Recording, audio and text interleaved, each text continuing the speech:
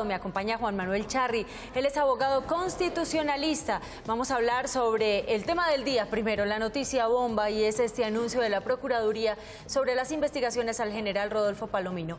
Es una noticia que impacta a los colombianos, pero a nivel penal, ¿qué podríamos esperar?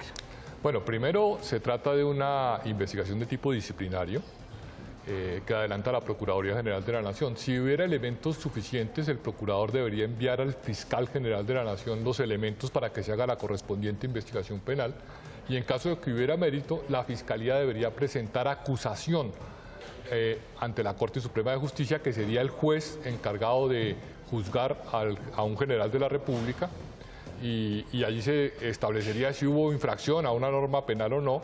En el caso de las interceptaciones o del enriquecimiento ilícito, podría haber penas privativas de la libertad. ¿Cuál de estos tres delitos es más grave? ¿Enriquecimiento ilícito, chuzadas a periodistas o presunto encabezamiento de una red de prostitución masculina? Pues cada uno de ellos protege un bien jurídico distinto. El enriquecimiento ilícito, pues que no haya enriquecimiento en uso de una función pública. El tema de las interceptaciones telefónicas, la protección a la intimidad de las personas y al ejercicio de su profesión como el periodismo. Y el tema de una red de prostitución, pues la libertad sexual, que son valores que se protegen en el Estatuto Penal. ¿Qué penas tendría una persona común y corriente si incurriera en uno de estos delitos y fuera declarado culpable? No sabría decir, habría que consultar el Estatuto Penal, pero son penas que se tasan en meses de prisión y tienen una graduación que va de un número a uno mayor, y el juez se encarga de graduar la pena dependiendo de los atenuantes, de las condiciones, los agravantes, etcétera. En este momento, la persona investigada, el director general de la policía, el general Rodolfo Palomino, ¿tiene algún tipo de protección? Sí, él tiene un fuero constitucional en el sentido de que su juez es la Corte Suprema de Justicia y el fiscal general de la Nación es el que debe presentar acusación y la Corte Suprema determinar si hay lugar o no a imponer sanción penal. Dicen que en un eventual caso se podría incurrir en proxenetismo, inducción a la prostitución y trata de personas. Pues probablemente en la medida en que haya elementos probatorios. La situación es muy grave y muy vergonzosa a mi juicio, porque son delitos que, digamos, afectan la institución, y si no fueran ciertos, si fueran falsas denuncias, también es muy grave que haya personas que tengan la capacidad de presentar ese tipo de denuncias con ese grado de escándalo afectando al director de la Policía Nacional. ¿Cuánto tiempo podría tardar esto, más las dilataciones a las que ya estamos acostumbrados los colombianos? Bueno, lamentablemente nuestra justicia peca de morosa y hasta ahora estamos hablando de una investigación de naturaleza disciplinaria. O sea, no han empezado las investigaciones de orden penal. Si se iniciaran, tendría que ir a la Fiscalía tendría que abrir un procedimiento con las garantías suficientes. Allí podría tardar fácilmente meses, 6, 8, 10 meses, un año o más para presentar la acusación, y una vez que se presenta la acusación hay un juicio en la Corte Suprema de Justicia que podría tardar otro tanto. Dicho en otros términos, estaríamos frente a un horizonte de un año y medio, 2 años o más. Para esclarecer la verdad. Así es. Ahora, hablemos de un segundo tema, diferencias en este momento entre la guerrilla de las FARC y el gobierno, Asamblea Constituyente, plebiscito. Primero quiero que le expliquemos a los colombianos qué significa cada una. Bueno, lo primero es que en la negociación con las FARC se acordó una refrendación por parte de la sociedad de los acuerdos. Para mí eso es un elemento muy valioso. Pero muchas personas, perdón, le interrumpo, doctor Charri, todavía muchas personas en sus casas no saben qué es el término refrendación.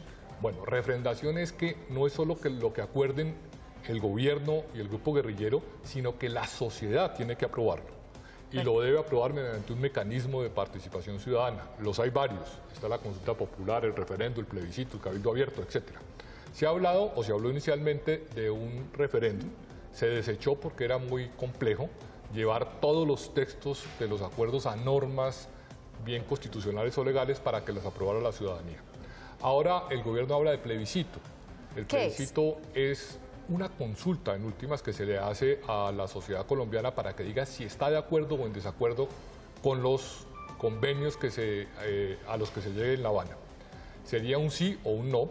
Hay un proyecto de ley en trámite donde se modifica la mayoría. La mayoría era del 50% del censo electoral, se bajó al 13.5% para que sea, pues, asequible a las condiciones electorales del país. La Corte tendrá que pronunciarse sobre ese mecanismo. Por el otro lado está las FARC con la propuesta de una asamblea constituyente. En mi opinión es una propuesta antitécnica. ¿Qué es? ¿Qué es una asamblea constituyente? Una asamblea constituyente es un órgano especial de elección popular que hace una reforma constitucional. Hay que hacer una distinción. La Constitución del año 91 establece como forma para reformarse asambleas constituyentes convocadas por ley, que es distinta a la Asamblea Constituyente del año 91 que creó la Constitución del 91. O sea que la primera reflexión que tenemos que plantearnos es ¿qué quiere la FARC? ¿Una asamblea constituyente para una nueva constitución, un borrón y cuenta nueva, o una forma de modificar la Constitución del 91 con una ley de convocatoria, con control de la Corte Constitucional, con control sobre el acto de reforma? Si no se ponen de acuerdo, ¿qué camino nos quedaría? No, yo creo que hay fórmulas. De hecho, la fórmula más sencilla es que ocurran los dos mecanismos. Uno, que haya plebiscito y que la ciudadanía diga sí o no al acuerdo del gobierno de las FARC, y otro, que haya asamblea constituyente de las que prevé la Constitución del año 91 con ley de convocatoria para desarrollar los temas del acuerdo. ¿Qué pasaría si no hay plebiscito, sino la asamblea? Pues que deberíamos establecer cuál es la refrendación, porque es que la asamblea constituyente es otro órgano y no es una participación directa de la ciudadanía. O sea, ¿cómo sabemos si la sociedad colombiana valida o refrenda los acuerdos? La asamblea sería un órgano para expedir normas constitucionales, en principio para desarrollar los acuerdos. Doctor Charri, muchas gracias por habernos acompañado esta mañana, porque lo importante es que los colombianos entiendan lo que está pasando en La Habana y aquí tratamos de dar claridad sobre el tema.